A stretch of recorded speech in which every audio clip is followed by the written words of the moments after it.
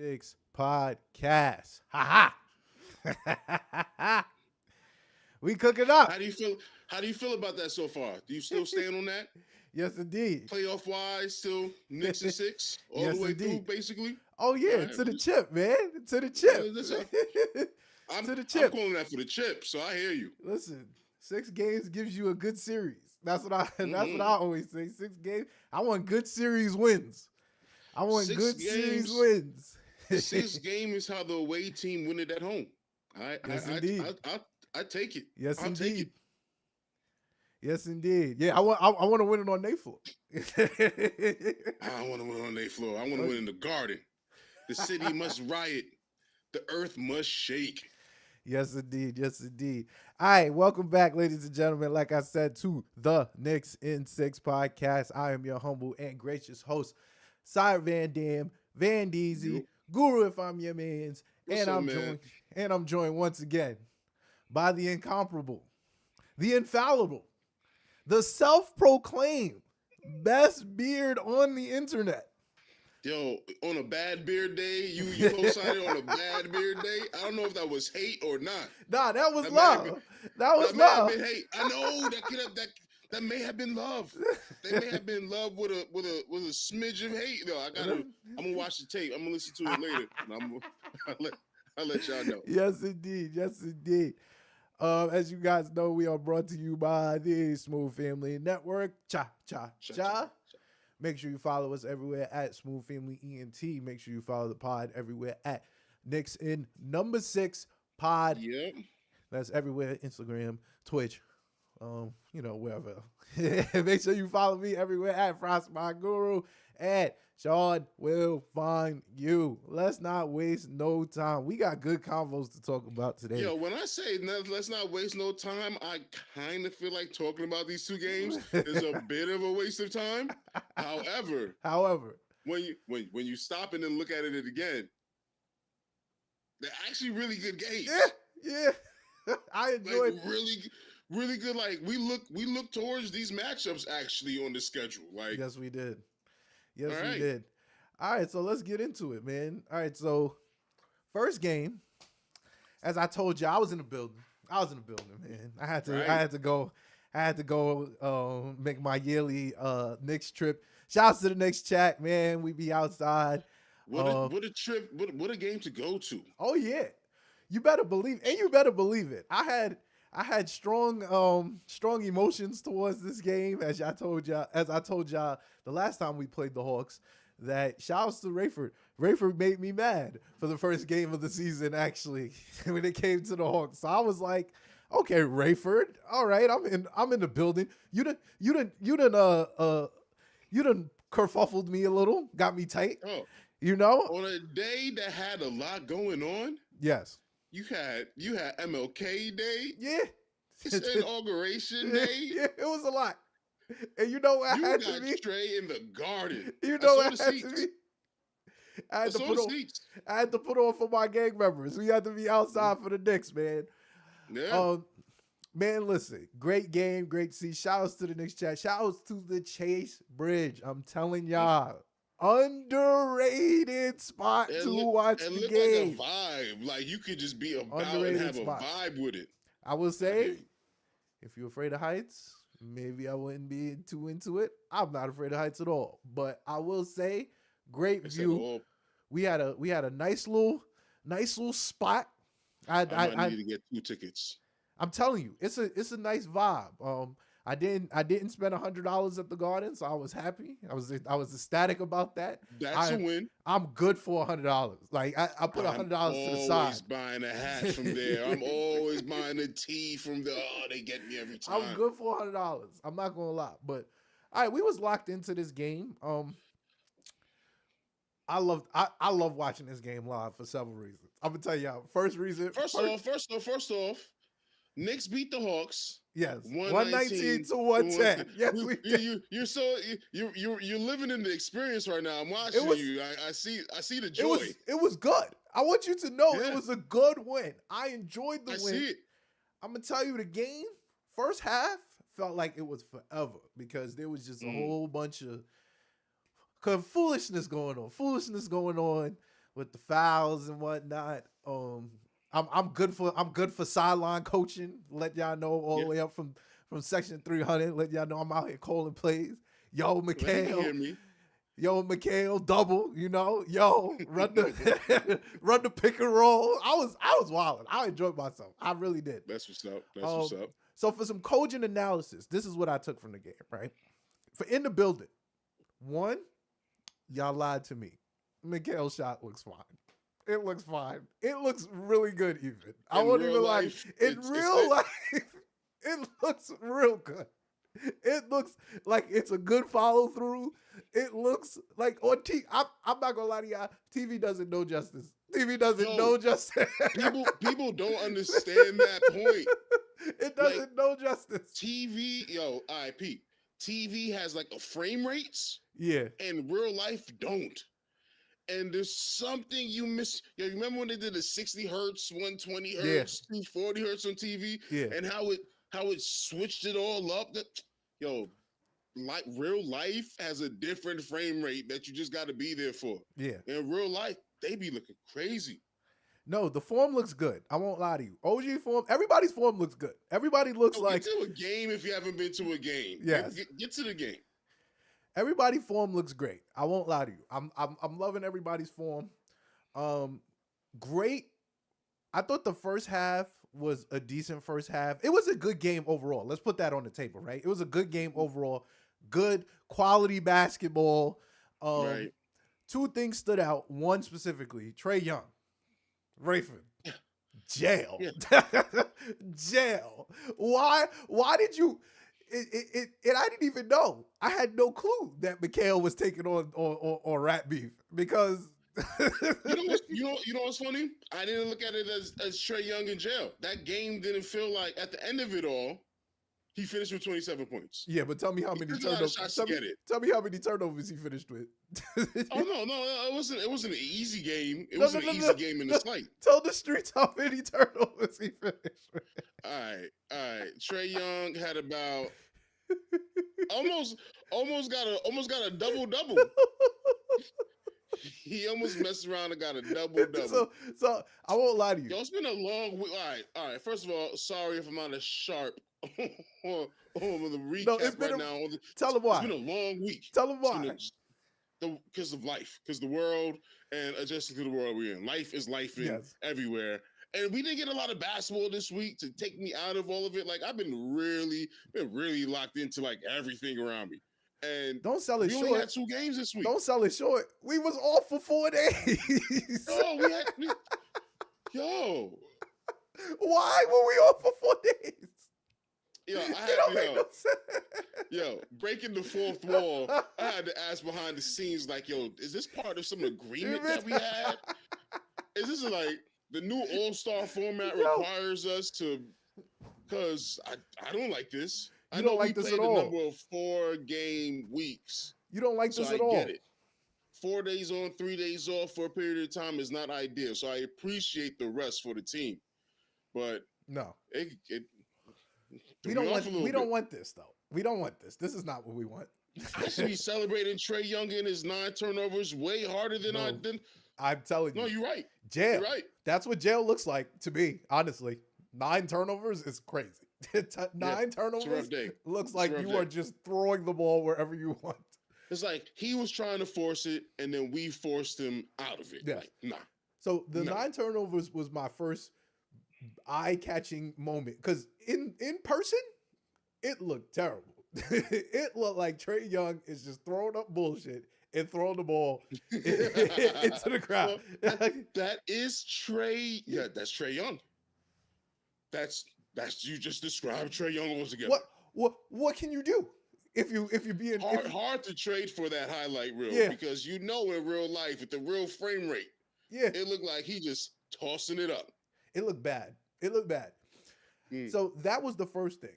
The second thing was because the first half kind of blew minds a little bit because it was like all over the place. It was like the refs wasn't calling it. No, refs don't call fouls. I just want to put that on the table. In person, refs are not calling fouls this year.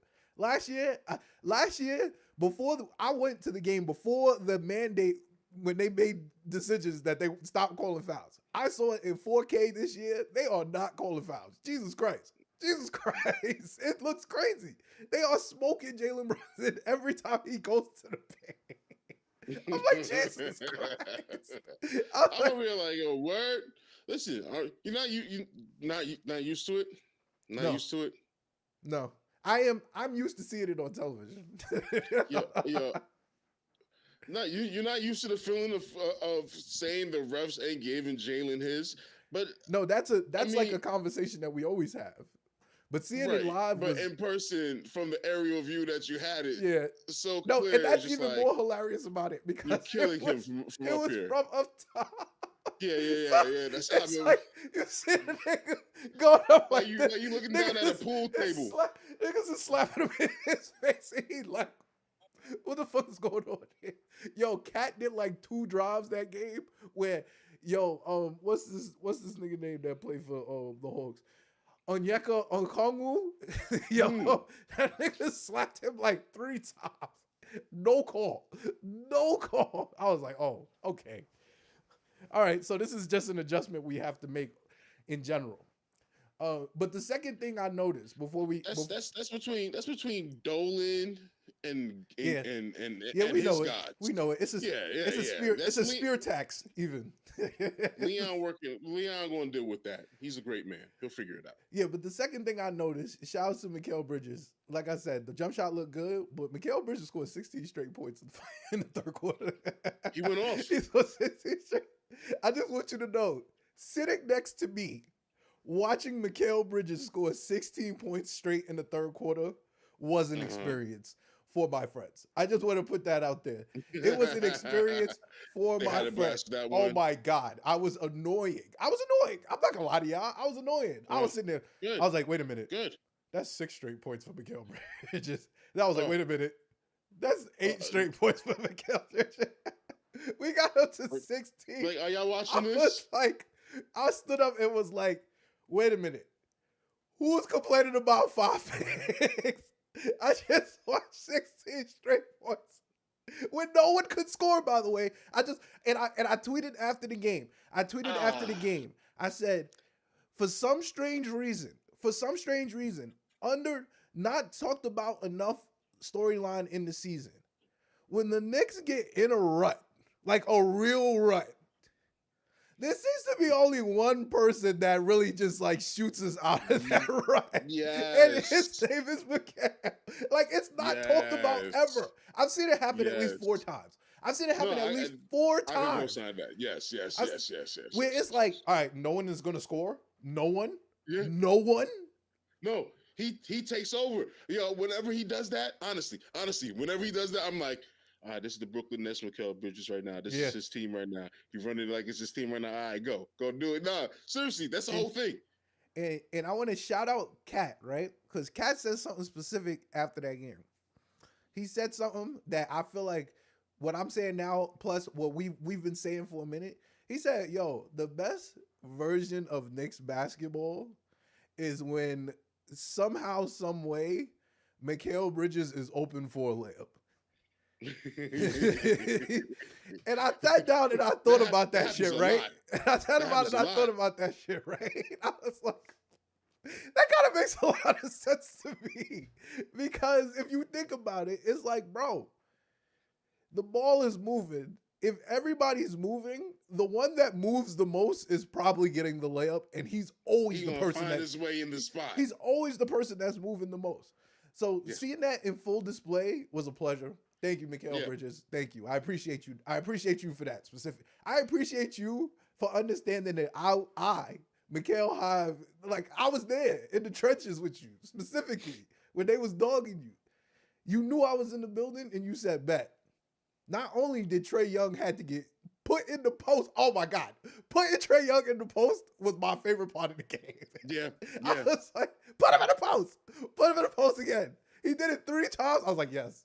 No, it was a good game. It was a really good game. It was a good game. It was a good game to watch live. It was competitive. I enjoyed the fact that it was competitive. I'm enjoying your recap about it. Yeah, I enjoyed the fact that I felt nervous because Rayford be doing Rayford shit. Yeah. Like I felt nervous. I'm like, this nigga got 7 turnovers, but you know the game's still kind of close. I'm like, oh man, I would hate for us to lose. Man, there was times that second quarter, like the first half, we were down in the first half. Yes, we were selling in the first half. Yeah, we were. I'm telling you, the only person that was scoring was Jalen Brunson in the first half. Cat had a terrible game. He had like 10 and 4 or 5 or some shit like that. So much. It was like the worst game he shot, legit, all year. But good game for OG as well. Good game for Josh Hart as well. Everybody was playing well. Everybody had a good game. Yes. Everybody had a good game. It was a good game. That's the game that's the thing that Campaign hit that 3. He was balling. I loved it. See.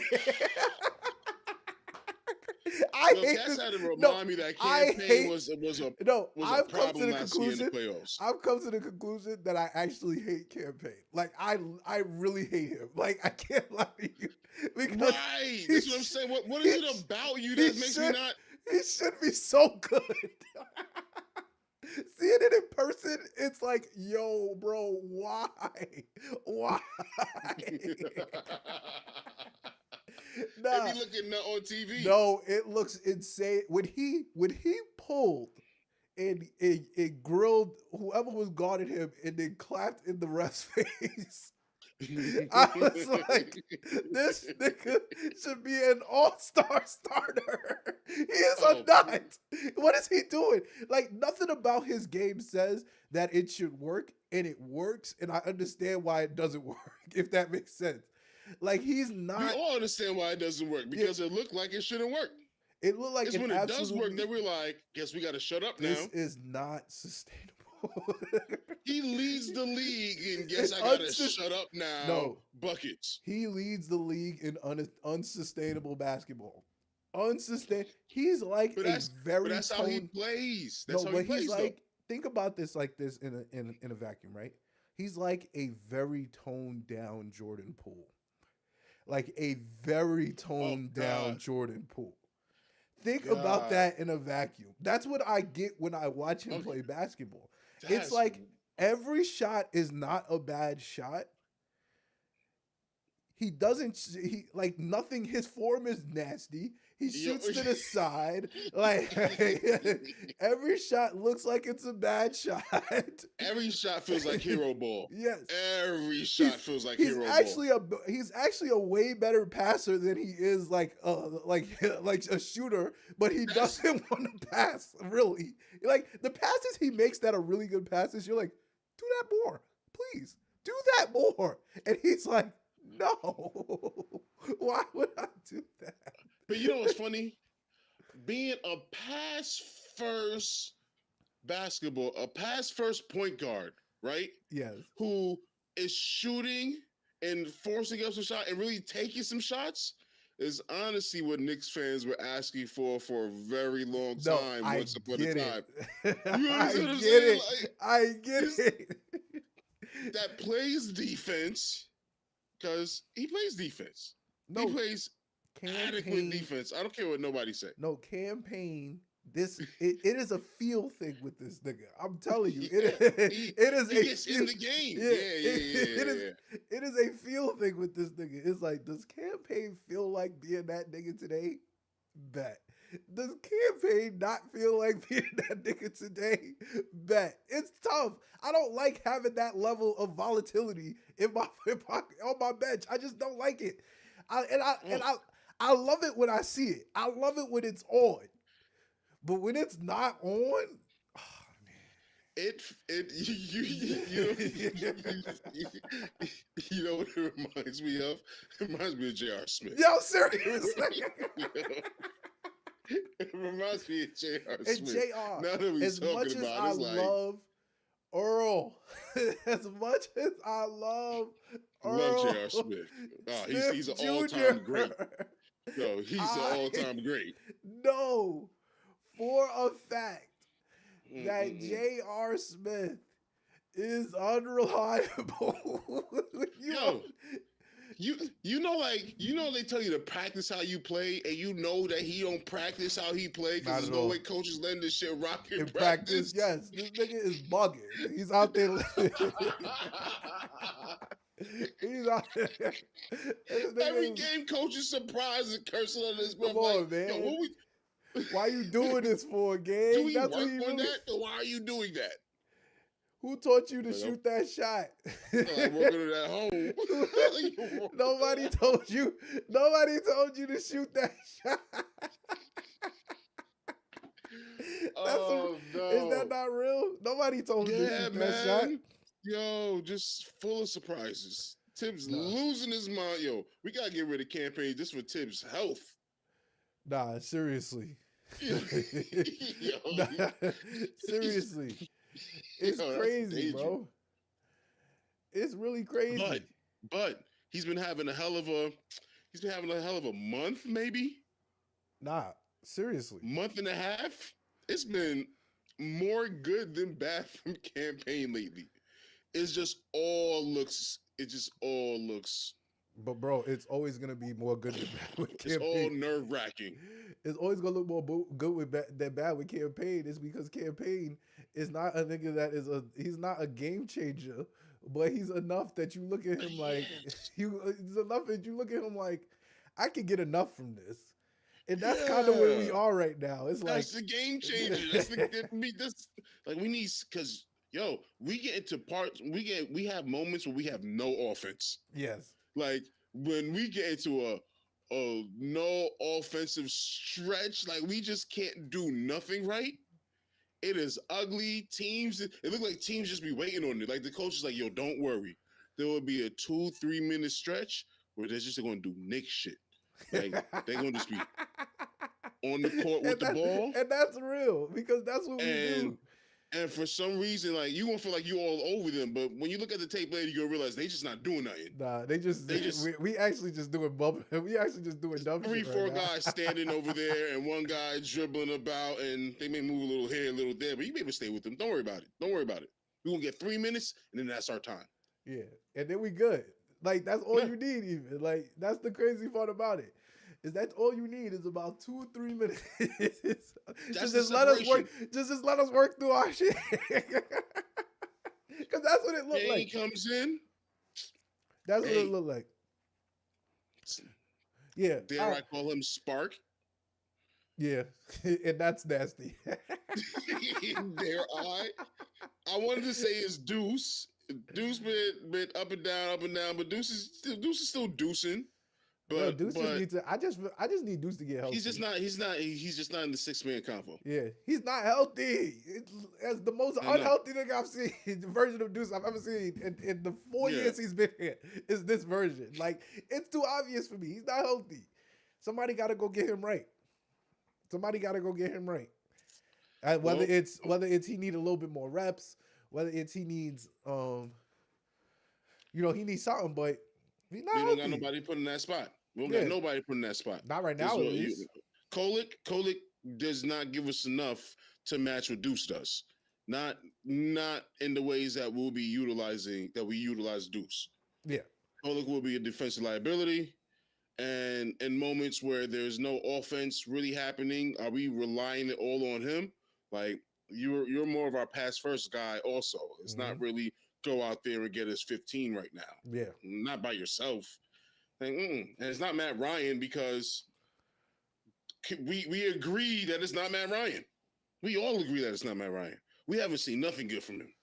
Bro, I'm telling you, we're good at our 6. Everything that our 6 is, we have actually expedited the chemistry of our 6. We're good at our 6, bro. Get us. Yo, we just went on this whole tirade about campaign, son. It's 7 at least. He can't be 7. He can't. He has to be. He's a chief vet who did well in the last playoffs when we played against him. He's ours now. We're gonna be using him in the playoffs. He was 7 for Philly. He ain't going nowhere. He's 7. He was 7 for Philly, and we put them in 5. Can't be 7. Can't be 7. It can't be 7. I'm sorry. All right, well, he won't be 7. He'll be 8 once Mitch come back. That's the only way that's working out. And that's but he'll be here. And that's real. All right. I've been listen, been Let's so move. wrong before on Let's move trade on to things, but this next he'll game. be here. Let's I move don't on to even this want to talk next about game. this next game. Okay, All right, fine. so we moving on to Knicks at Nets. So this game was a little bit more annoying. Second night of a back to back, but not really because we played a game at 3 o'clock. But Yeah. back Yeah, we in packed it up early back this in week. back in another version of the Garden, MSG Brooklyn, I guess, MSG New Jersey, Right. whatever you want to call it. Knicks defeat the Nets, and a closer than a closer than necessary game. I got it at 99-15 because I messed it up, but it's 99-95. 95. Yes, Yeah. but looking back at this game, only one thing really pissed me off. We scored 3 points in the fourth quarter. For the first 9 minutes of the fourth. It was so bad. They went on like a 19-3 run. Against the G League Nets. Oh man, I hated it. I won't lie. I hated it. I didn't think it was good. Built-in excuses, obviously, second night of a back-to-back, but like, come on, it's the Nets. I just felt like I'm gonna chalk this game up to it's January, but ew, right? Like, am I over exaggerating? We all seen too much. If you're as much of a Knicks fan to be listening to my voice right now, if you're a human being that is listening to my voice right now, then you are in fact a Knicks fan. Yes. And that means you have seen plenty of moments where we just have no offense. You know that there is no lead. In your heart, you know that there is no lead that you can't lose. Yes. you And that's so real. this. And that is so real. This. You notice in your heart of hearts that it is no lead In you your can't lose. heart of hearts. So we have to accept that. It's that sports therapy ticket thing that I be telling y'all about. We need to come to terms with our flaws, know that they exist, and know that in trying to work on our flaws, we have Tom Thibodeau playing our best guys extra minutes in those minutes to try to not lose those games that you know in your heart you are so capable of losing. Absolutely. I mean, absolutely. We have that is the best. That is like the chronic of being a Knicks fan. Is like, you know, we can win every game and we can absolutely lose every game. It's to the point I give us credit because I feel even more hearted at this point. Like when we lose a bullshit game, it's like they're gonna talk about that one, right? It's not even really you upset about it. You're more upset at the reaction to it. Cause like if you got like a grounded opinion about the Knicks and stuff like that, you understand it's the NBA. You can win any game, you can lose any game. Like you could just not show up. You could fall flat. People decide to not make shots some nights. Like that's just how it works. Somebody could go crazy. Sometimes it happens more often to us than it does to other people. But that's just reality of it. But it's more so my angst is always like, damn, how is the streets gonna react to this? Because you know how the streets be. Streets be like, damn, bro, y'all couldn't do this, that, and the third. Like, damn, y'all couldn't beat the in the spirit of knowing that you can lose any lead. Yes. You know how bold it is to turn on a basketball game, a Knicks game, around people who are NBA fans of teams, not the Knicks? Yes. Do you know the hate you are bringing your way?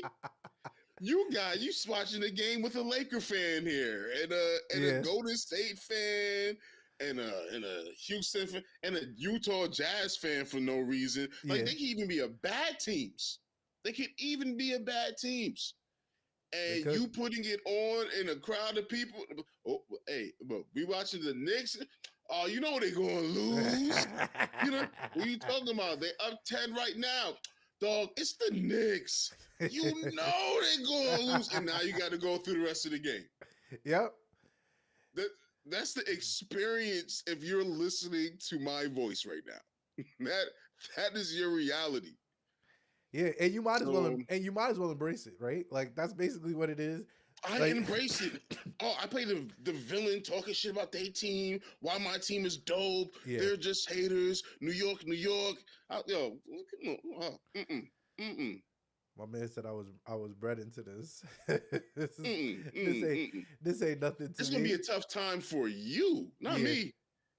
My team out to win this. Watch this. Watch this. Watch. You sound like such a hater. What are you talking about? Oh, y'all used to lose. Are those people on the team right now? What are you talking about? Yo, ball. Watch ball. Look at my starting five. Look at yours. Look at my starting five. Look at yours. Mine looks better. Always does. Always does. Always does. Always does. More often. I'll say more often than not. I will say always does. Always does. Yeah. So we beat Brooklyn. Nobody shot great. They didn't shoot great. We didn't shoot great. We really didn't shoot great, as you said, in the fourth. But then Brunson went on a stretch and dragged us out of our own suckiness. And, Captain Brunson, got a little moral victory in a game that shouldn't have been like this. But we didn't lose the game. We're fully capable of losing against a team we know we're better than. Hey, a win is a win. I feel like a lot of people don't adjust to that theory. Yes, you can talk about the nuances of why we won or why we almost lost. When you win, man. Just win, baby. That's just that's the motto. That's the motto. Just win. Not too much. By the way, Cat 25-16. Calm, very calm. After a very pedestrian Cat game the night before too. So shout out to him. And that's what we expect, right? And that's what we expect. Moving on. Speaking of what we expect, right? And speaking of what we expect.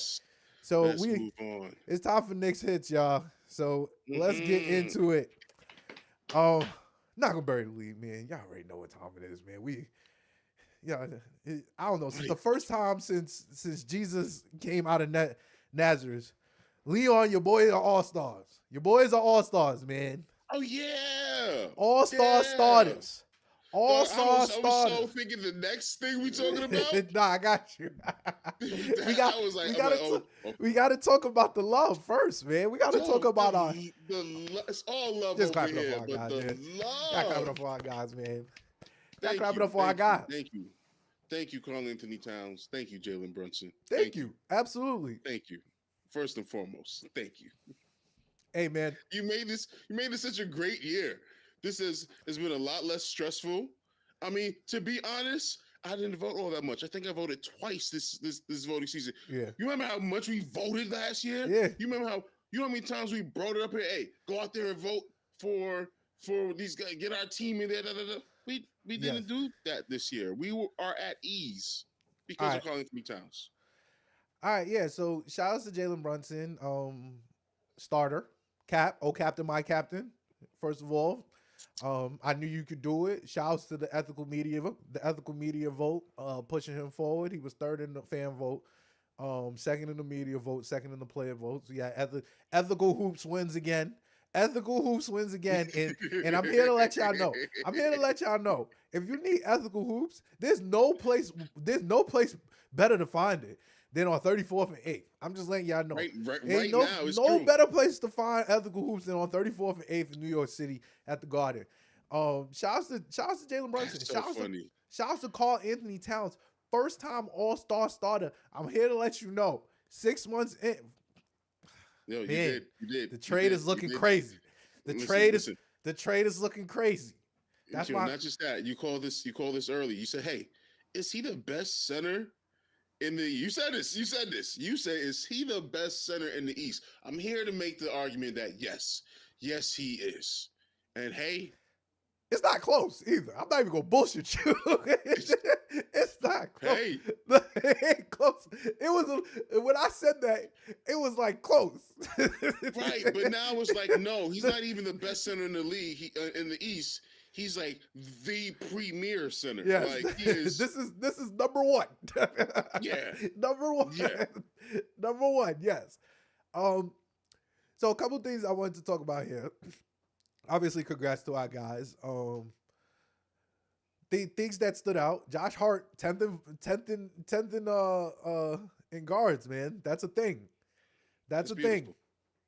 That's beautiful. I love the love around the league for him. It's lets you know that there's real people still out there. Real people still recognize ethical hoops on 34th and 8th. I'm telling y'all, this is where you find it. Is this not where you find your ethical hoops? Nah, let me know. I scan the league. True. I got league pass. Sometimes when I'm bored, I had 4 days off to watch no Knicks basketball this week. So I was just tuning in. And you know what I saw? I was like, unethical hoops. Yeah, unethical hoops, man. You saw scrimmages? You saw pickup games? Yeah. I was like, this is nasty. This is nasty. I like the product that I'm watching. Yeah. Yeah. So shout out to my guys. Shout out to my guys. This is not the crux of our conversation, but you know, like I just wanted to give them some love. First time in 50 years. Since Knicks had 2 All-Star starters, well deserved. My counter argument for why the Celtics or the Cavaliers don't have 2 All-Star starters is simple for me, honestly. The Cavs have 2 guards.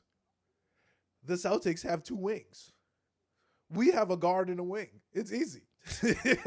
I thought that was the easiest. That's the easiest way I can explain it to everybody. If you wanted to sit down and do the math.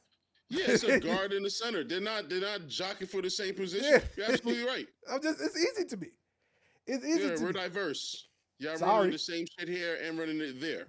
So you're just trying to no. Mm-mm. Sorry. Ours is we're elevated everywhere. Yeah, we're eating. It's a really beautiful team we have right now. Nah, it's.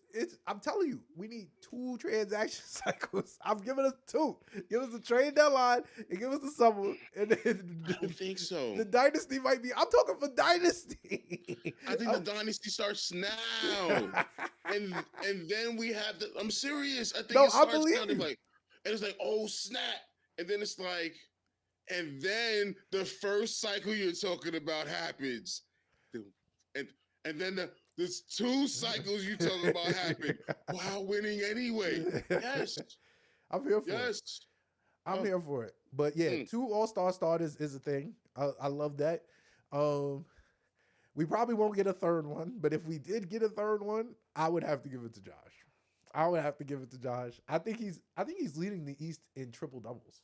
I think that's like a thing. Like he's leading the Eastern Conference in triple doubles. I will give it to Mikal. I wouldn't be mad at that either. I wouldn't be mad. I feel like he needs it. I feel like there was too much talk in acquiring him and how much we paid for him for cats to have been turning around people who are Utah Jazz. I'm sorry. I know my go-to seems to be the Jazz, but it's just a good go-to. So I'm just thinking of. I'm really just thinking Jazz of fans and be like, he's never even been an All-Star. You trade all that much for somebody who will never be an All-Star. That's tough. But I don't think Mikal never missed a basketball game. I won't lie to you. I think Mikal Bridges is a like if he would have averaged 20 the whole season, they'd have gave it to him. I think they'd have gave it to him. And he didn't start off slow. Slow, yes, legit. I think they gave it to him. Like no bullshit. He's like averaging 17 now. Like 20 is 3 points away. He can find his way on the bench grill. That's what I'm saying. He's averaging 17. It'll still be Brunson and Cat, but he'll be on the All-Star bench, which will be fine. He just got to be an All-Star. Give it the 12th spot. Because if I'm thinking about it, right, Cade will probably make it. They'll probably give it to Damian. They'll give him to another 2 guard spot.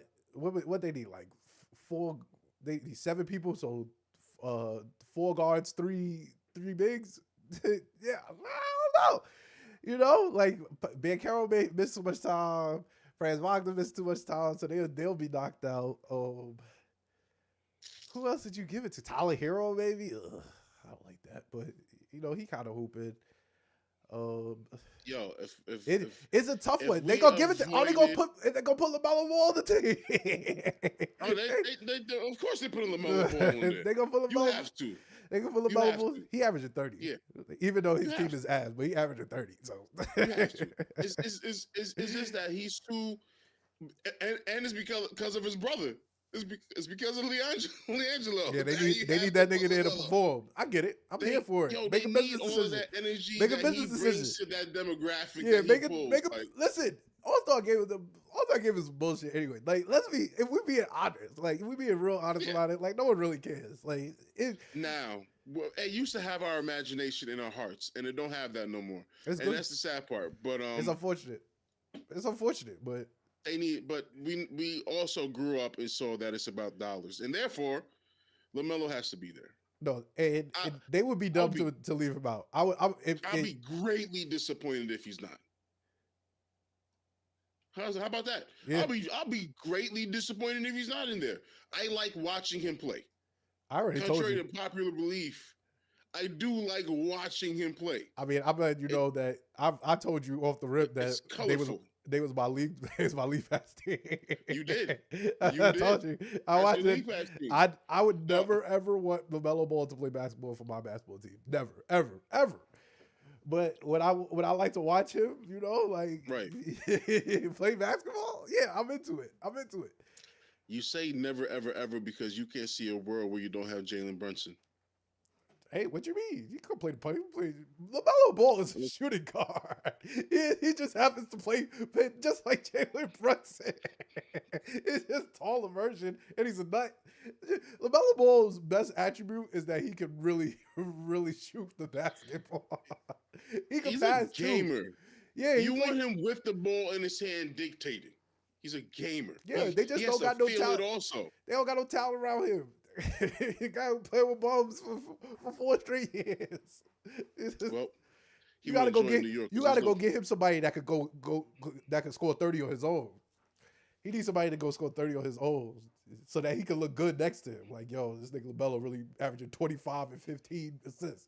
That's how he'll look. Like, you have LaMelo as your first option is crazy. Like, I think LaMelo as your first option is insane. It's why you only win 11 games. I agree. That's not smart at all. That's not smart basketball at all. I agree. You're right. You're right though. You're right though. That's always been my stance.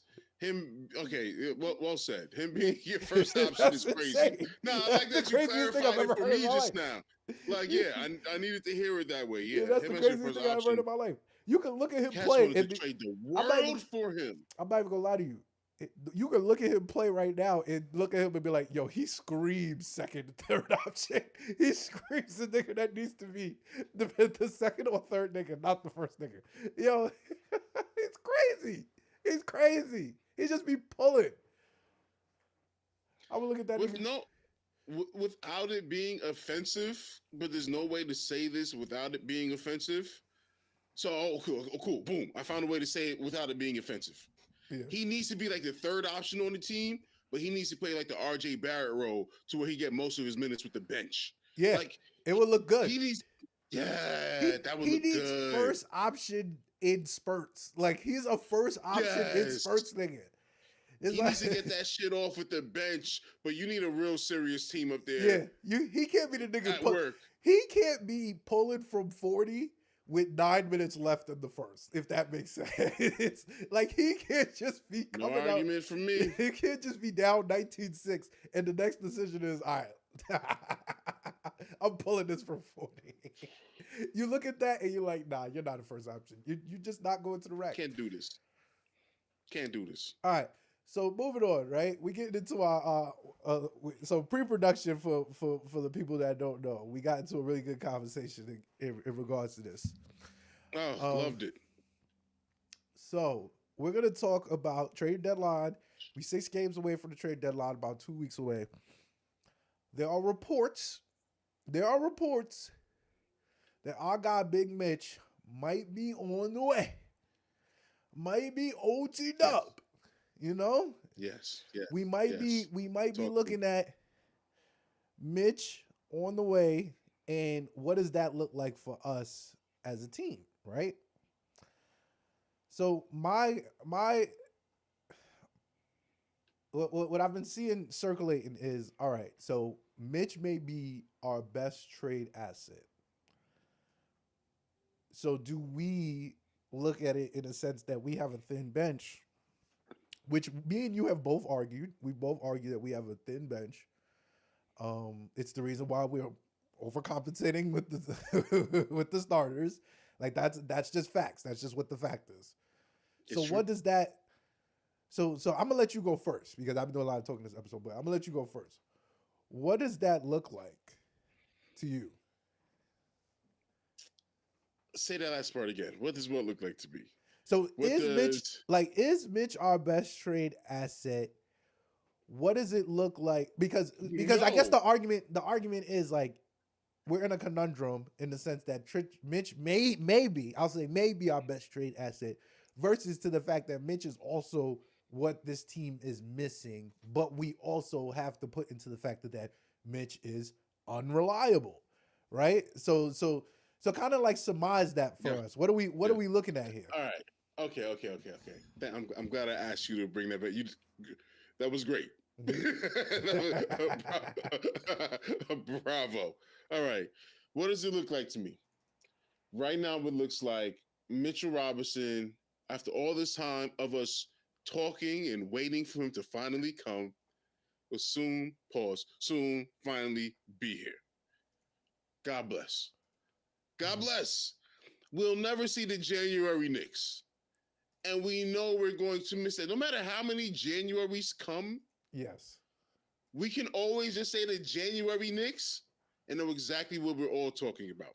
Correct. That's like Linsanity. You know, the January, we're never going to see that again. The closest we're going to get to that feeling right now feels like when Mitchell Robinson come and we have a healthy roster for the first time, to where we have who he was looking for to be our starting center, hoping for him to come back at the end of the summer, beginning of the season, even though we should have known that he wasn't. Yeah. Still hoping, but relying on him being our starter. You know? Yeah, that's just not wise at this point, right? Like, is that like I just think beyond that, and absolutely correct.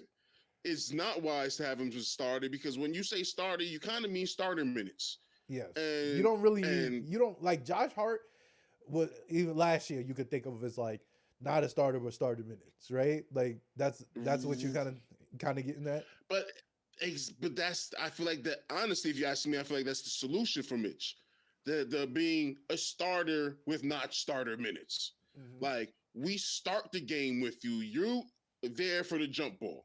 Mm-hmm. We need to see our best, strongest possible lineup against a big lineup. You only do this for a big team. To where the matchup says, I need Mitchell Robinson on the court more than I need size and defense on the court more than I need Josh Hart or Mikal Bridges or OG on the court. Because that would be the trade. It'll be one of those three that will sit down depending on the matchup. And it could be any of those three, by the way. It was a thought I was thinking before. Like, there's nothing that really tells me that if Mitch needs to start against a bigger team we're playing against, let's say we're going against let's say we're going against Boston. Let's say Boston. Mm-hmm. That might be a matchup where you want Mitch starting versus having Josh Hart starting. But for most matchups, you'll kind of want Josh Hart starting, I think. It can go either way. And it brings the flexibility that Mitch is going to need here to be feasible. It's to how we'll be able to get the minutes to give some of our players some rest. Imagine to where we don't have to start OG for like a 2-game stretch somewhere. Mm-hmm. Like, you sit here, we need him there just for this match, and then Mitch goes to the bench, and he rides out with the bench, or he just miss out on Mitch. That's the ideal for Mitch, right? For any team he goes. That's the problem. It's like we know how good he is when he plays. He doesn't play slow. he doesn't play like he lost his athleticism. Not that we've seen yet, but these injuries are racking up, so we don't know what we get until we get him back. Yeah. But so far, he's been playing starter level basketball. It's just the injuries take him out from being able to keep playing starter level basketball. But he never comes in and plays really bench level basketball. He comes in and he kills it. So we have that to look forward to, and to be able to have that off the bench because Cat was amazing. And a descending contract, we have to see how this looks. You can't trade Mitchell Robinson without seeing how this looks. And would 1 week of seeing him do this be enough? And do you have a trade worthy of trading Mitchell Robinson? These are good questions. Good questions. What trade Mitchell Robinson? If you told me that I was trading Mitchell Robinson and Precious Achiuwa for Ayton, you know me. I'm gonna say thumbs up. Let's do this. You feel me? Yeah. Are you getting that? No, you're not getting that. Getting that at all. You're not getting that. And he's a descending contract. And you know what? He might get injured again. He might. Let's play worst case scenario. Worst case scenario. Mitchell Robinson stays here. And then a week later after the trade deadline, he gets injured again. And he's out. Again. Right? Mm-hmm. And he has 1 year left on his contract. Thank God descending, but 1 year left. And he comes back and he plays some games, and you're like, damn, he is nice when he plays. He's now a cheap option. He needs to sign a new contract soon, and there's not going to be a lot of takers because of the injury history.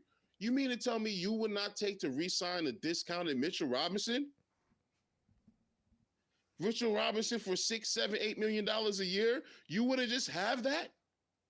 Hey. Worst case scenario, you get a discounted Mitchell Robinson long term. I believe he can retire a Knick lifer. It is before there was the lane to where we could have traded him, and I thought we could have got some sort of greatness for it. Leon Rose found his own sort of greatness. We live, we learn, we love. This is where we at right now. Live, laugh, love. You feel me? This is where we at right now. The other team, for the most part, we good. We good. Does Mitchell Robinson have the best value? I ask you this. This stems off of the conversation we had last pod. Who would be next? We're not going to have these five guys together 10 years from now. We won't. So that means at some point in time, one of them will be traded. Who would be the one traded first? Well, it can't be Mikal Bridges because we just traded 5 picks of him. There's a lot of future put in that. That narrative holds some sort of weight. They giving him at least 3 years. They giving him at least 3 years.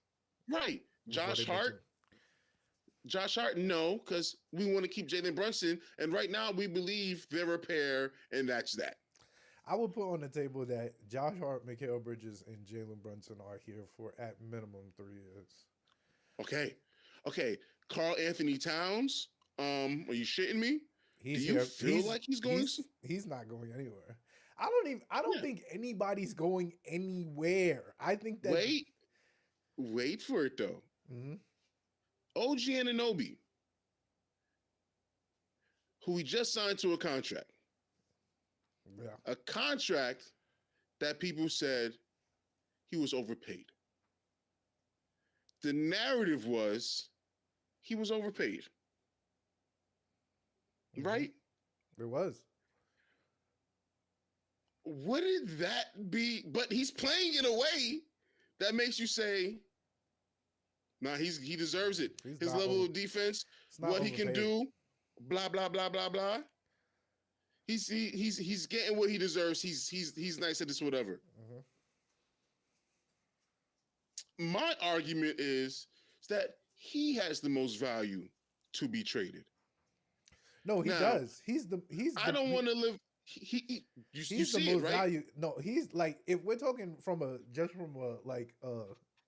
baseline perspective, OG's gonna have the most value because He has the most friendly contract. He's at $35 million. He's only going to escalate to about $42-43 million. And you asking, OG? yeah, and you asking, your OG's contract is 36 and a half this year, 39 and a half next year, 42 and a half, 45, 48. Yeah, but that's still going to be good value because if you're looking at it right now, I'm thinking that I'm going to tell you right now, in this year, forget anything, bro. In 2 years, the price for a 3-and-D is going to be $50 million. And that's just the God honest truth. And I can tell that's you what he's going to be getting paid in that time. No, I'm being serious. Like the God honest truth is that he's going to be worth $50 million. He'll be right up there with what you want to do, and then he'll be smack dab in the middle of his prime. So if you're looking at it like this, at his highest value, you're gonna have a prime person getting paid under league value in 2 years, right? And I'm just being real. Like nobody stays together for 5 years unless you win championships. That's just the truth. So like the disclaimer is, if this is the dynasty team, everybody's here for 5 years. Like that's just the truth. That's just the truth. I agree with you. One, I think this is the championship team. Yeah. Two, I think trading Mitchell Robinson is worse than anything you want to get back for him. No, and that's where we agree. I think that so what I broke it down to is like this, right? So as we've been saying multiple times, we got 6 players that Tom Thibodeau trusts with his life on the line at this point, right? Like there's 6 players right there that are Tibbs guys. I started 5 and Deuce McBride. The 7th guy is Mitchell Robinson. We know that he loves him because they haven't got rid of him, and they won't. Anybody else would have been out the door. They can't even really replace him because what we've determined through our quarter review, through our midseason review, is that the person that we need to kind of balance out the roster is someone like Mitchell Robinson. I scan the landscape of the NBA, right?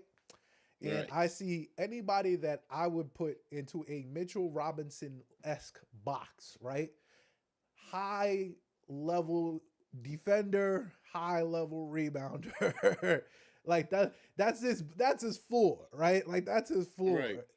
Is high level defender, high level rebounder. I look at people like Walker Kessler, too expensive because the age tax is a thing. The age tax is a thing, is it not? Like that's a thing. I look at I saw some interesting trades for Kessler, and I believe my most favorite one did not involve Mitchell Robinson in it. Mm-hmm. It involved Kolick and somebody else on some light shit, and like 3 second-round picks in the first. It makes sense. And it was a swap. I was like, I can live with that. That sounds fair. Yeah. So that's what I'm saying. So if I'm scanning the landscape, what would you want? Clint Capella? Clint Capella just lost his starting spot to Onyeka. No. I want to tell you that was a surprising thing to see it on Monday. I was like, what the fuck, Clint Capella? Clint Capella's out for the game? Okay. Then I seen the nigga come off the bench. I was like, wait. Yeah, no. I've never been a fan of Clint Capella. He's stuck in that tweener thing that I was telling you about. And, yeah, he's too short. Wait, he's 6'9"? He's too short. I'm not a fan of. Yeah, we need the son. Stop it. Tibbs is out there. What are we talking about? So when I look at the landscape, I'm thinking the best possible scenario for us is a healthy Mitchell Robinson, right? Like, I also think that we could also do well with someone who can score off the bench that's not named Deuce, so that Deuce can, can either be the scorer, I need an upgrade from Campaign, even though, like I said, I hate Campaign, but I love him. But Campaign's not the problem. I'm not. Campaign's he's not the. is the problem. But like that's what I'm saying. Like Cam is not really the problem. Like I need someone to actually be like a better version of Landry Shamet, which is what we said. Like we wanted it to be either Shamet or Matt Ryan, and it's neither of them. That's the truth. I need 4 minutes for someone to hit shots. So, like, yes, I would like that as well. So, if we're looking at like trading Mitchell Robinson to get a better version of a 7, 8, 9, which will give us more depth in the playoffs, like, No, well, we can just trade Mitchell Robinson. Yeah. We'll have to trade Mitchell Robinson, Shamit, and Matt Yeah, Ryan together. But I'm saying Mitchell Robinson as the prize of the trade, because like trading that's like trading 7th man rotation, 10th man rotation, and 11th man rotation to get 7, 8, and 9. Right, 7, 8, and 9. Yes. So like I can get behind that argument in a sense, because it makes sense. Like if we're thinking about it in a way like, damn, like Mitch is not reliable. Like will Mitch be reliable? Like like those are things that we know. Like those are things we know. These are things we know. So who paying that? But also my counter argument, which is the same as yours, is like, bro, the East is open, right? Like I think like everybody else, like Boston's not playing well. Boston's not playing well. I watched them lose this week. I watched them lose. I'm not gonna lie. I think I watched them lose twice this week. I'm not sure, but don't quote me on that. But I definitely watched them lose once this week, and it wasn't great. Right. Cleveland, I watched lose twice this week. So like they might be me balancing out in the field. We're balancing out in the field as well. Just waiting for Cleveland to bounce. I don't even talk about Cleveland. Yeah. In my experience, everybody's not having a great January, and that tells me that everybody's figuring shit out this month, and I'm good with it. I'm so good with it, because that tells us that we're walking into the playoffs with an even playing field, and to a certain extent, if we do make it to the playoffs, and knock on wood, relatively healthy, we will be the best prepared. We will be the best prepared to deal with the rotations that the playoffs is going to allow you. Because if you telling me that they going to be playing fucking Sam Hauser or fucking Isaac Okoro heavy minutes in the playoffs between those two teams, and I got to worry about my 8th man giving me 4 minutes, I'm good. Trust me, I am good. So I'm here for it. I'm here for it. I don't want Mitch traded. I think that, hey man, trade deadline, if it wasn't active for us, I wouldn't hate it. I'm sitting here. Oh, dog. I would almost be fine with it if it but having Landry Shamet on my team. It's tough. Is it not tough? It's tough. I'm not gonna lie to you. Honestly, I would have expected, and I'm still expecting a Precious trade for him to be packaged with like a Shamet and some picks, or a Kolick. Precious, Kolick for Kessler. I think that's better on the table. I think that's more on the table. I think a Precious in the back end of the bench. Yeah. For the 8th man. 40.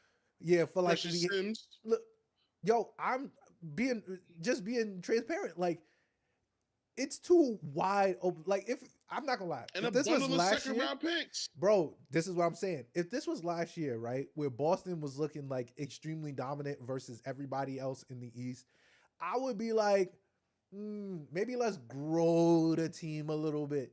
I think like just getting that 8th, 9th man rotation, like 8th or 9th man, like a shooter and a backup center. Just get us something like center. Get us some better Mitch insurance than Precious Achiuwa. And like I said, I love Precious Achiuwa, but he's not the Mitch insurance that I need. He's not the Mitch insurance that I need. And I love Precious Achiuwa, and I don't and I still want to live in a world where it's not him that got to go either. But the only reason I say him is because he has a 1-year contract. He does. It's not a 2-year deal with a team option. No, it's 1 year. 1 year. We just went through free agency with him, and we're gonna have to go through free agency with him again. Now, in those situations, you usually lose the player. Yeah. So instead of just losing him, and it sucks because I'd rather have Mr. Yo, dog, son. You might as well trade Precious for value because he's not coming back. He's not gonna come back. He's not gonna come back. That's the thing. You might as well trade him now. I'm being serious. Like, I wouldn't come back if I'm Precious Achiuwa. And that's not saying that I don't love the team, but y'all see what I can do. You send either buy trade deadline, get me an extension, or trade me. And you're not gonna get. And you're not getting an extension. You're not gonna get an extension. It was a good run. I'm here for Precious. I like Precious a lot. I like what he brings. I like the idea of Precious more than Precious himself. Like, that's just me being honest. Like, I like the idea. I like Precious. I'd rather keep him. If I could sign him for 2 years, if I was Leon, I would have given him 2 years with a team option. I would have gave him 2 years as well. No bullshit. Yeah. I would have given him 2 years as well. This 1 year shit blows my mind, but I think it has to do with cap space, the way he's cap spacing. He couldn't, because the market, there was no Precious market. If there was a Precious market, he'd have got 2 years. I promise you. Signed him for 1 year, $6 million. We could have did 2 years, $12 million with a team option. It'd be the same difference, but we have the chance to keep him if we want. That's what blows my mind. If Precious is just like, there's no market for me, I want to bet on myself one more time. We also don't know if that was on the table as well for him. Like, he might have took the bet on myself deal, right? And to give Precious, that's what I'm saying. And to give Precious, would be crazy if there's no market for him though. Yeah, and to give Precious his props, before the hammy went out in the preseason, the brother was looking nice. He was looking nice. And we know why we love Precious. That's why I don't want to talk about Precious like Precious don't have a perfect fit here. He has a perfect fit on the bench, playing just the way that he does. I love Precious too. It's like Julius Randle light. Like when he used to step in for Julius, I'm like, yo, I can live with this. He ain't gonna shoot as many three as Julius, but he'll hit 1 out of the 2 he may shoot, 1 out of the 3 he may shoot. That's cool. He gonna do his bully ball. He's gonna get some boards. He gonna get some blocks. Julius ain't really hunting for no blocks, so that's cool. Like I'm cool with. He could move without the ball. He could get to the rim. I like Precious. I don't want him traded, but I see him being traded well before I see Mitchell Robinson traded. Mm-hmm. I see Kolek as a better trade piece than Mitchell Robinson truly is, especially if you're gonna package him with a Precious. Like, I don't see anything good enough. You think you could get more? You could get more from value for the trade. Mitchell Robinson, and like you think. I think you're right. Like, to be fair, I think that keeping Mitch and trying to get something that helps the overall scope, because once again, the idea of a healthy Mitchell Robinson is perfect for this team, bro. It's perfect for this team. That's just the truth. Is that not the truth? You gonna lock down the paint for the bench? Well, we can't get scored. You know how much he elevates our bench? We're one of the worst producing benches in the league right now. You know how much he changes that? Yeah, this is true. Oh my God! Because defense leads to offense. The idea of him playing with Deuce is very appealing. There is a science where there is a Deuce, Josh Hart, Mikal, OG, Mitch lineup that I would like to see. I think defensively, steals and blocks and fast breaks for 6 minutes would look beautiful. I'm just everywhere. Steals, blocks, everywhere. Because you would have to, like, that the way that group would work is by fast break and defense. Like, everybody would have to run. Everybody would have to run. All we benched in that situation was Jalen and Cat. That happens often enough. So we're going to see that. You know what I mean? We're getting that. And shout out to that, because we're not one of those teams that are 1 and 2 guys. One of them has to be on the court at all times. Yeah. No. And they don't. No, we'll let OG, McCallum, and Josh do the thing with Deuce. Yeah. And we'll go with Sims or we'll go with Precious. It doesn't really matter. Yeah. That's the truth. It's good stuff. It's good stuff. We're in a great position, and we're going to mess it up trying to be Mitchell Robinson. Ain't nobody giving us Mitchell Robinson's value, and you know Mitchell Robinson's value. Mitchell Robinson's value is Defensive Player of the Year. Sure is. Mitchell Robinson's value is rebounding title for the year. That's what Mitchell Robinson can give you if healthy. We don't need him for 82 games. We only need him for like 20, 25, 30 games, yeah. Ugh. All right, let's move on. And he got injured off of dirty shit anyway. It's not even like he just has a nagging injury that just keeps reoccurring. No, that's not what happened. Dirty shit. I'm glad Embiid's having the season he's having. Yeah. Told y'all he should have been traded last year for Bam to Miami. It's karma. It's karma. Bam and Hero. Bam and Hero for Embiid would have been perfect. It's karma. My God. It's karma. Karma. All right. So moving on. It's time for the previews. Uh-huh.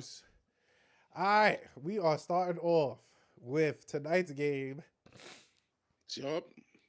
Knicks versus Kings. Sacramento. Oh, Sacramento. Sacramento is 10-2 in their last 12 games. Talk about it, DeRozan. Oh, man. Talk about it, DeRozan. What a good stretch going on for them. They fired Mike Brown. People were shitting on the firing Mike Brown. I thought the way they fired him was a little shitty, but hey, results. Truth be told, I've never liked Mike Brown as a coach. I've never liked Mike Brown as a coach.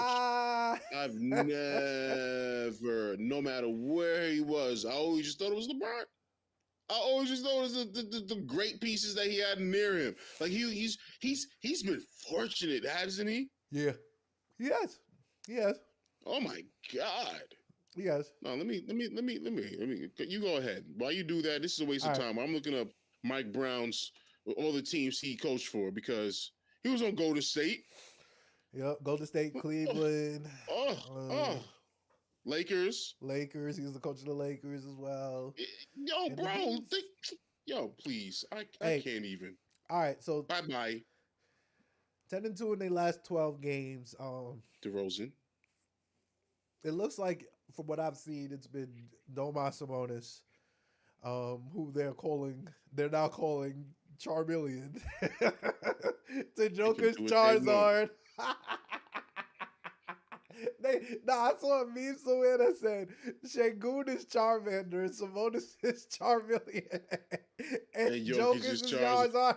It fits. It fits, doesn't it? It fits. They all play the same way. Well done. Oh, man. Great meme. So, yeah. This feels like a trap game to me. I won't lie to you. This feels like a trap game. 4 days off. Oh, my God. Everything about this screams out. And then you play against a team that's on fire. Everything about this screams out. Everything tells me that this is a bad loss. I can't even lie to you. Everything about it tells me it's a bad loss. Who to stop? De'Aaron Fox has not been the focal point. Like I said, it's been Domas Sabonis. Not even in the past. I've been watching Malik Monk average 7 assists for the past 5 games. What is going on here with this Kings team? They've been waiting for the Knicks. Oh, you already know. I'll wait for the Knicks game. Well, he was waiting for the Knicks. Hashtag I'll wait for the Knicks game. Oh, he's in a 35-15 game from De'Aaron Fox.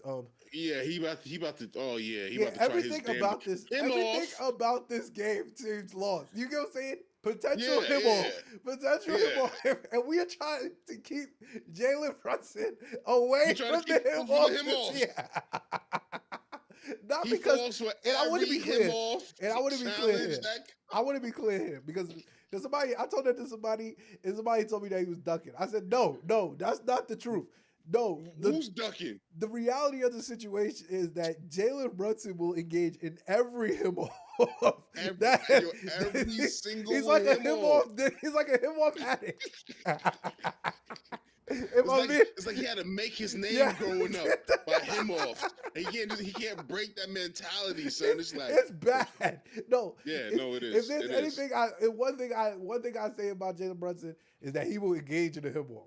And one thing I say about Jalen Brunson, he will win the him off. He'll produce to lose the game. I want him far away from all him offs. I want him far away. Far away. Yo, isn't it great that that's his nut shit? Yeah. Like his nut shit, like his thing, like what's his flaw? What's Jalen Brunson's flaw? Him offs. He be him off in. The funny thing is that bait him. When seriously. The funny thing is that when he scores 40 and like not involved in the him off, like those are the best Brunson games. Like when it's just I'm just out here cooking you. You. It is when someone else on the other side is also cooking and I'm not talking about your random Champagnes and random Isaiah Jones out there cooking. It gotta be De'Aaron Fox, LaMelo Ball, Freddie Van. As y'all know, Freddie VanVleet is my number one. Yeah. His number one target. Nemesis. Somebody said that it was. He can't get Luka for shit, man. He trying. No, someone said. I think he said on the pod, on the roommates pod. Josh was like, "Yo, there's somebody that he be every time he see him, he be seeing red and stuff like that." And the entire Knicks Twitter took it as like Alex Caruso, right? Because he do be cooking Caruso, he be smoking him. Right. I was like, nah, that's not him at all. It is Fred VanVleet, and I will stand on it. Them niggas be going off with each other. Yeah, no. There's nobody else. I don't see it nowhere else. Yo, I'll never forget the first game I watched these two niggas go back to back. They was going bar for bar for like 8 minutes straight. Just, Jalen Brunson pulls up for 3. Chips. Fred VanVleet pulls up for chips. No, come on, man. Keep these two niggas away from each other. Keep Jalen Brunson out of him-offs. That is my goal. Keep him out of him-offs. He don't need him. He get 40 by himself. It's not hard. But when he is baited into the him-off,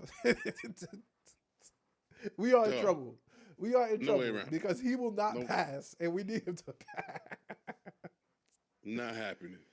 And I don't need a De'Aaron Fox, Jalen Brunson him-off today. No. But if it does happen, we'll lose. If you didn't hear me say this already, DeRozan. All right? Yeah. Right? First and foremost, DeRozan. And then second, DeRozan. I don't care if everybody else is saying Sabonis. No, DeRozan he's cooking. He's cooking. Let's be clear. He's cooking. He's cooking. That's what I'm saying. De'Aaron Fox is not the scoring person. No. It is Domas and DeMar. In the last 10 games, DeRozan is shooting 25.7 points per game, 4 rebounds, 3 assists, 35% from 3. But he's shooting and he's saying enough. And 47% from the field. It's just on the road, he's shooting 50%, averaging 20. He's balling. He's still balling. And that's my problem because he is so damn clutch. He's so clutch. And Mikal is hitting from almost all of the DeRozan spots. Yeah, he sure is. He is hitting from almost all of DeRozan spots. From almost. There's 1 or 2 a little further out in the mid-range that he don't really be cooking it up from the way DeRozan does. He don't take the the difference between Mikal and the shot. Yeah, the shot. He don't take the pull. The 10 foot, 12 foot, 12 foot pull up. No, he's not doing that. He's not doing that. DeRozan eats from there. I'm telling you. DeRozan is cooking. He's cooking. I can't wait to see this game. We should have more than enough, but this feels like a De'Aaron Fox wake-up call game. Yeah, I'm telling you, he ain't been doing nothing for like 3 weeks. He hit cardio and for like throughout this whole streak. Every time I put a ticket on De'Aaron Fox, he don't hit my ticket. He's the one that kills it for you. Yeah, that's how I know it. So yeah, good game. It should be a good game. It's a good week of games. This is a great week of games. This should be a good game, but like I said, it screams out. It screams it to me, and I'll listen to that. I'll put this as a schedule off.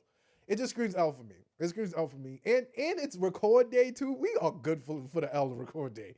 We are good for the L record. Yeah. Oh Lord! All right, moving on. Doug McDermott. No, there's a lot of foolishness to this game.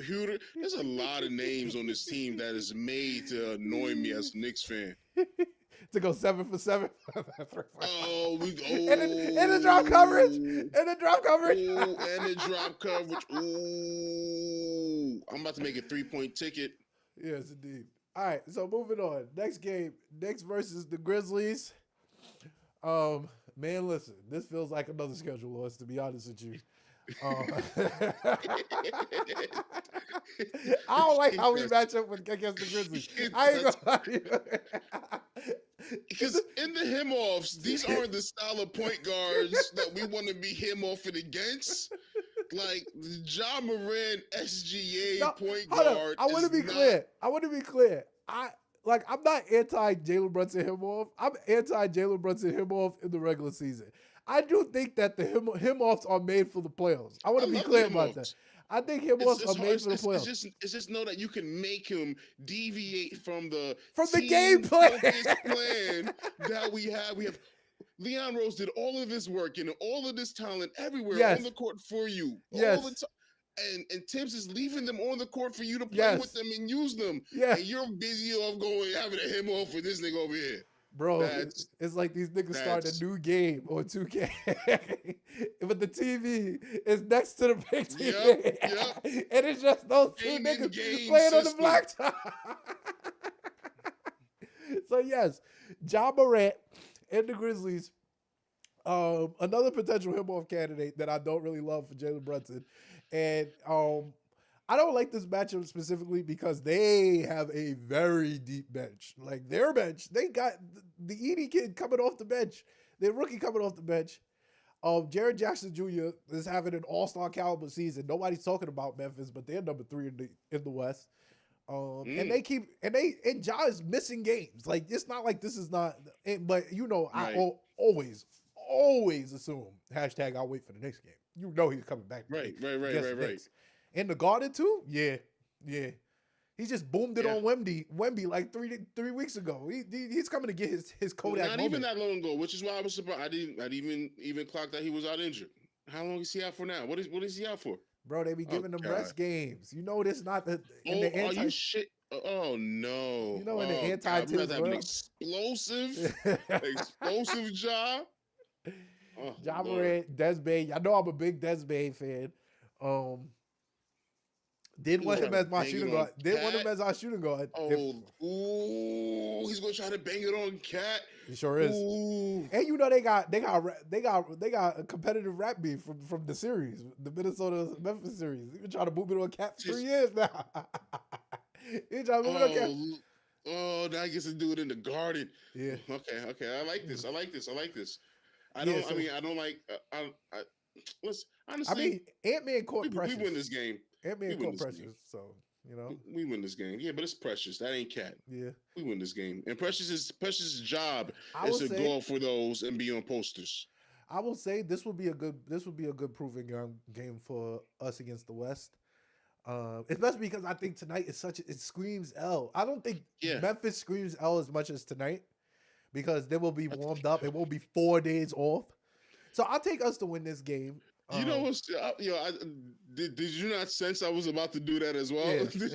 you felt that, right? Yeah, because 4 days off. But these two games, I wouldn't be surprised if we lost. But which is crazy because this third game, we're both going to agree that we're going to win it because we're just going to believe that we're always going to be deceived. Which is crazy because we spent so much time losing to them in the past. All right, so moving on right to our third game.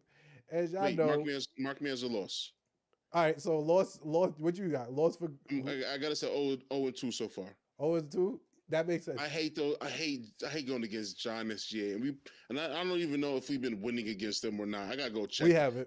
We haven't. I think we beat OKC once. I think we beat OKC. No, I'm talking about Ja. I feel like we didn't play Ja last year. Ja was out for the season. Yeah, he was out injured. That's what I'm saying. I'm just talking about the totality. Like I gotta go. It's not off the top of my head because he's been gone for so long. We don't really play him that often. But the style that he plays, I don't deal with that shit all day. All right, so this is a win for me. I'm sorry. Moving on, Knicks versus Nuggets. I don't know what we be doing to these niggas. Well, but I'll be glad if we beat Memphis and lose to Denver. We've been putting them for like 3 years now. It's been like 3 years. That's the crazy thing about it. When we first started putting them, I was like, this is fluky. This is mad fluky. But we've been putting them for like 4 straight games. Yeah. We be beating their ass. It's not even that. It's not even that we be beating the Denver Nuggets. We be beating their ass, like legit. Yes, like, we be getting blowout wins off. Everybody be bigging them up, and we just like this. We about to win by 15. Sit back, watch this. I love the idea. Well, we've already beaten them this season, so I love the idea. Once again, the best big man in the East versus the best big man in the West. Fire. Premier television, ethical hoops. Another ethical hooper, by the way. Like, let's be clear. Oh, Nicola. He's another poster boy. Ethical hoop. Poster boy for the ethical hoops committee. So absolutely. So I'm here for great hoops. I think this will be a great game. I like when Cat and Joker go to war. I think it'll be a good game. I think they both put up high volume scoring, but we come out with the win because we have Jalen Brunson and they don't. And Jamal Murray decides when he wants to play basketball for the Nuggets. And Russ is doing good. It's all about Russ to me, dog. I was waiting for you. It's all about Russ. Russ being the second most important player on the Nuggets in year 16. I knew it's kind of nuts, right? I knew it. I called it. But it makes sense, though, doesn't it? Does it not? I wish he was on my team. I thought he could do this for the Knicks also. I honestly thought that there was a world where Russell Westbrook on our team, especially with the lack of players he would have just been so perfect. Just like, yo, go get the basket. We have no offense right now. Go get a basket. I think that Russ works with. I think that the Nuggets are dangerous because Russ and Nikola Jokic are like the same person from two different sides of the world, and it's kind of nuts, right? Like, and I'm not even talking about like the way they play. I'm just talking about like the way they think, right? Like Russ is like, yo, honestly and truly, like, no one's gonna outwork me. This, that, and the third. And Nikola is like, bro, I'm better than everyone. So it's like looking at a very goofy version of Russell Westbrook. Like if Russell Westbrook was this tall, right? And like Russell Westbrook works hard because he's smaller than most people. He had to work here. Nikola works hard because he was bigger than most people. He had to get he's playing amongst the trees. Yeah. He just got to get it done this way, but he can do it all. Yeah, I like them as a combo. It's super silly that Jamal Murray is not the second most important person on the team. I hope we play them in the finals. I hope they're the finals. I would love team. for them to knock out the Thunder for us. I would love for them to knock out the Thunder for us. Right. I mean, listen, we could even if we lost to them, I'll be happy that Russ got a ring. Like. And there's only maybe like 2 or 3 teams that I would be okay losing to because of narrative's sake. I'd be like, all right, that was right. They told Russ he couldn't do this with Braun. Same nigga. Yeah. They're calling the same nigga. Am I bugging? They handled LA handled the situation poorly. Is that Russ? But maybe it was Russ's fault. Because he came in not wanting to take the bench role, and he should have been the bench role off rip. He would have overpowered that team in a way that would have made them a good team. And by the time that they did try to do it, and they did it, whatever, there was so much animosity and angst in the whole situation already. We got to start fresh elsewhere. Yeah, but if they started with them off the bench, they would have worked. Yeah. It is what it is. Yeah. So yeah, I got us at. I'll take a 2-1 week. I'll take a 2-1 week. You taking 1 and 2. Right? I'll take a 2-1 week. I'm not confident in my 2-1 at all, but I'll take it. I'll believe in them. I'll believe in the heart. I get it. Because the type of players where but you know what? This is the challenge that we needed. We got to step up. We got to step up. Yeah, we got to step up. It's as simple as that. I need to see how we handle. What did we say last week? I haven't seen us win against this style of point guard and this style of guard anyway. What did we say last week? We said this last week. We said, yo, bro, we just got to play better hoops. Like, it's nothing really, like, people can make up what they need to make up so that it makes sense to them. But at its baseline, we got to play better hoops against the good teams. That's what it is. That's what it is. The thing is, I think that's where the answer goes back to Mitchell Robinson. Because in my mind, I'm still trying to play this out in my head. I'm like, okay, Jalen Brunson gets burnt because these point guards is just turbo masters. They just don't stop. They just don't stop. So Brunson gets beat. The game now becomes who's gonna be able to pick him up in time to defend, Yeah. and the only person that can really do it in time and properly is Mitchell Robinson from where he plays at. Like the answer is Mitch. Yeah. It can't be OG moves over Mikal. Mikal can't guard. It's Mitch. It's Bro, Mitch. I just think that our defense is so obviously breaking down at the after the point of the attack. But Right I don't know. after the point of attack. I don't really know if that's on purpose or not. Like I think that's kind of what I'm still trying to figure out because it's by design. Yeah, like but it's not designed to fail. It's like by design, Mitch is there, and therefore that's not a problem. Yeah. Because when that shit breaks down, he's there to send that shit out of here. He's here to make it hard for you in the paint. It's you said February? Yeah. February. It's soon come. It's soon come. It's an early to mid February. I think that's what I said. I think we're gonna have to see it first. I think Tibbs has to see it first before he makes any rash decisions like that. And like you said, he only gets cheaper to have. Even the worst case scenario puts us in a winning scenario. So yeah, I say you keep him. If he's getting precious as a truest contract for the next 3-4 years, you're not giving it to him. I'm not listening to anybody that says no. I'm not listening to anybody that says no. That's real. All right. It's time for Knicks for Clicks. LOL Knicks. The segment where Knicks fans and Knicks haters say just the darndest things. As you know. Shout out to Josh, Jalen, and Knight. They are all here. Right. Destroying their stuffed animals right under me. All right. So my Knicks for Clicks is super hilarious. I just want to talk to the LaMelo Ball contingency of America. Okay. There was a lot of slander for Jalen Brunson making the All-Star game over LaMelo Ball, who had the fan vote. And listen, as LaMelo Ball will be there, he'll be there. Like, I'm not in the business of him not being there. Like I said, this is a television show. No one really cares. Like I guess All-Star appearances get you more money, but like in terms of the consumer, like I don't really care. Like it's something that's nice. So while I get that, I have to just say the brother has won 11 games this season. He's won 11. 11, bro. 11. 11 is crazy. Yeah. 11 is crazy for an All-Star. That's Wizard-esque. That's Jordan Poole after leaving the dream destination of Golden State. Crazy, bro. Like the fact that he's gonna get in because he like the number says he's gonna get in. He's averaging 29. He's averaging 29 points. And he's a show. And he's a show. He's a show.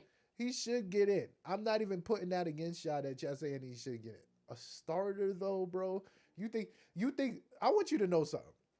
Even if like the overall voting aspect got him to that said he was a starter, right? Right. I will guarantee you that Adam Silver made the call.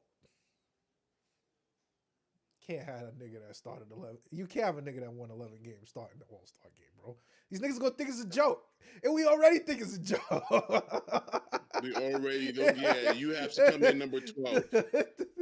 You are bugging if you think Adam Silver, who is already fighting the joke allegations of the All-Star game, by the way, by turning it into a 4-team format, elimination style tournament now, it's super gimmicky right now, right? Like this is what the All-Star game is. It's not East versus West. 4 teams, 3 teams on the All-Star, and the winner of the rookie versus sophomore game. Super gimmicky. So we got that. You think that gonna look at that and be like, yo, LaMelo Ball All-Star starter? Nah, I can't do it. I can't do it, bro. I'm trying to make this into a serious thing. We're trying to be serious people here. Yeah, like, what can I do here? You just gonna have to eat that, bro. Am I bugging? Like, let me know if I'm bugging. Like, I haven't been arguing with as a starter. I don't even know. I don't even listen. That's a real discussion. Starter. I guess. I mean, Jordan and boys paid a lot for that team, and they need the media coverage to pan out. He still worked there. He sold a good portion of it, but I was told he still worked there. Listen, LaMelo was necessary. Ratings is down. Everything, and that's the only reason somebody on the worst team should be there. Yeah, like that's the only reason. There is no. We shouldn't even be looking over there. You shouldn't even qualify. The same way as like 65 games to qualify as for season awards. Yeah, you need to be above. You need to be top 11 in your conference to even be looked at for. You know what I mean? Yeah, I mean, that just seems right. What are we doing here, right? That's the reality of the situation. Because there's a lot of that nowadays, to where it doesn't matter what the player does or doesn't do. Yeah, or not even player, person. It happens in music. Happens in all things. Yeah, we just like this person, and we're just going to stick with this person. Like, it don't matter what he do. Drake is forever going to have the same fan base. Drake's fan base numbers is never going to dwindle. Yeah. Kanye's fan base numbers ain't never going to change. He ain't going to gain new fans. He ain't going to lose his old fans. It's and that is permeating in the NBA. You see it all the time with LeBron. Mm-hmm. He ain't getting no new lovers. He ain't getting no new haters. It's been the same people hating forever. Same people.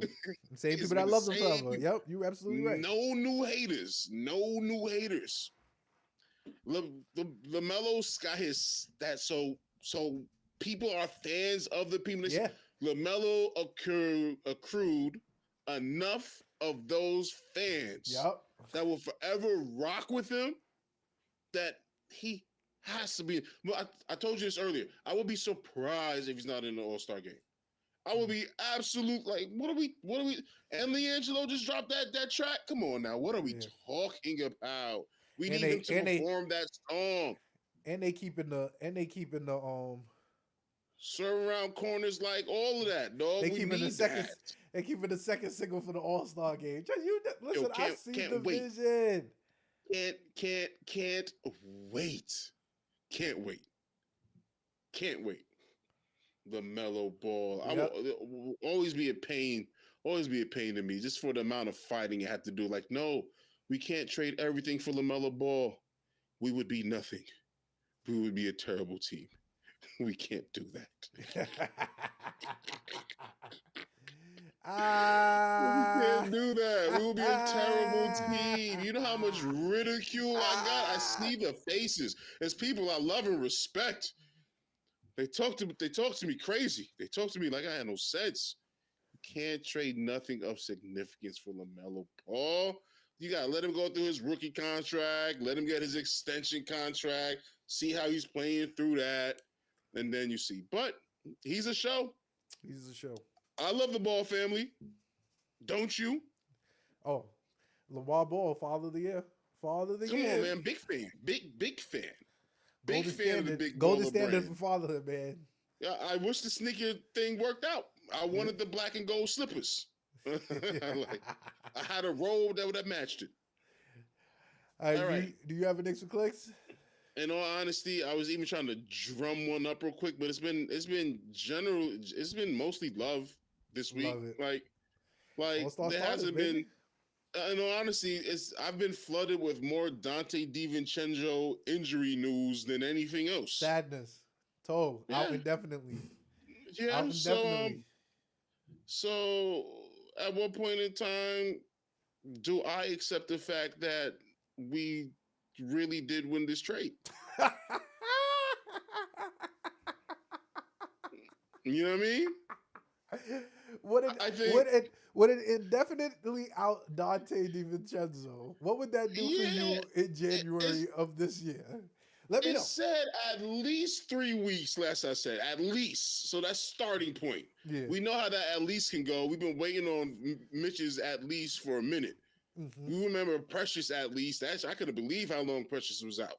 Yeah. So Shamit, like we know what at least feels like. You going for a Yeah, minute. we're an at least team for real. We gonna throw that at least in there. We gonna throw that Oh, I at hate least at in least. there. Like yeah, Just give me 2 to 3 let's weeks, just 1 to temper 2 let's weeks. just temper them expectations, my boy. Right. Let me just temper them expectations, my boy. At least. Oh, that's nasty. So get well, DiVincenzo. We couldn't survive this stretch we're coming to right now if we had to lose DiVincenzo for 3 weeks because of turf toe. We couldn't Yeah. survive. Mind you, he just broken the starters lineup 6 games prior and was cooking. Yep. And was cooking. Well, Devo's so was Mikal Bridges. And sure he plays better defense. And I trust him in the paint more than I trust DiVincenzo. We don't talk about that ever. Hey man, the brother can finish. He's finishing. Yeah, yo, trust him in the paint way more than Dante. We never talk about that. Cat said the best Knicks offense is with somehow, some way, Mikal Bridges is open for a layup.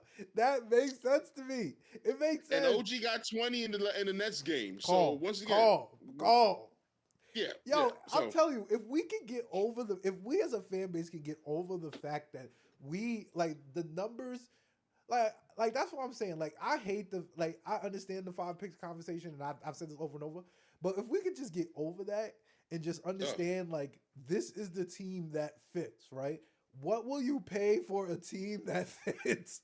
And I just think if you ask anybody, like if you look at the fact 5 years ago, I saw a graphic 5 years ago that said at the draft, what do the Knicks need? Starters and bench, everything, right? I remember that. If you look at that, right, and you look at 5 years from now, and you would have been like, yo, how many picks would you have given up for what you would deem to be, like, how much picks and how much money would you give up for you would deem the perfect starting, like, the perfect fit for everything? Like, it don't have to be, like, just the idea on paper.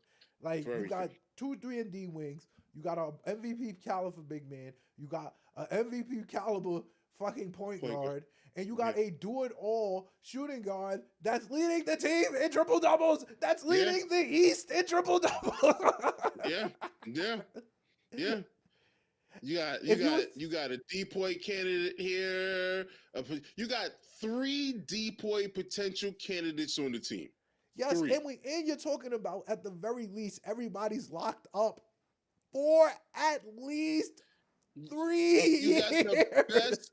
You got the best rebounding guard in the game, rebounder in the game, and you're about to get back another top tier best offensive rebounder in the game. I'm telling you right now, the Josh Hart extension is not till 2026. The Mikal, not till 2026 season is when he's eligible for extension.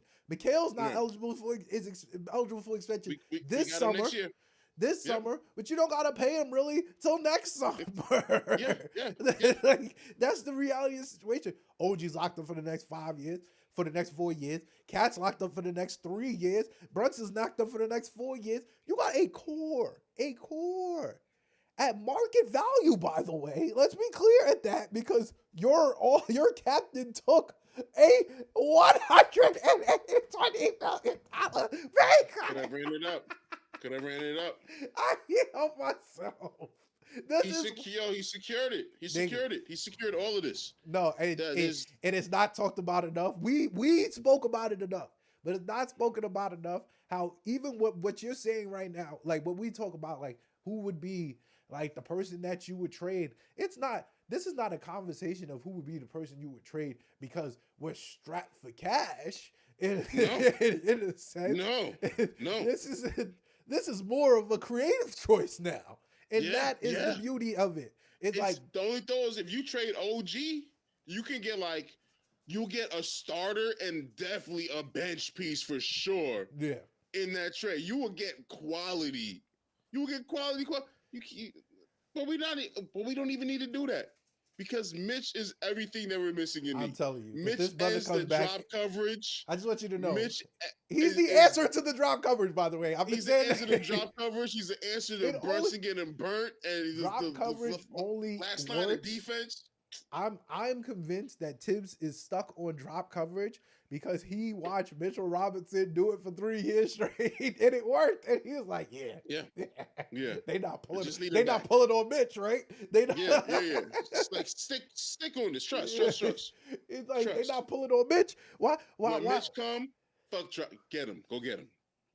Yeah. Go get him. This is also why I'm like, man, if we keep it Mitch, I wouldn't even rush him back, man. Give him another month. Get that shit right, bro. I'm sorry. Like, get that ankle right. I will get him on the court immediately, see it looking good for 2 weeks, and then rest him.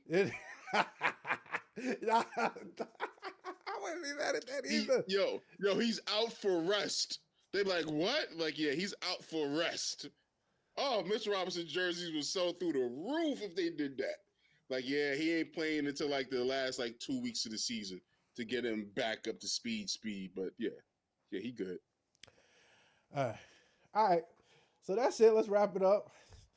Thank you guys, per usual, for tuning in to the Knicks in 6 pod. Good show today.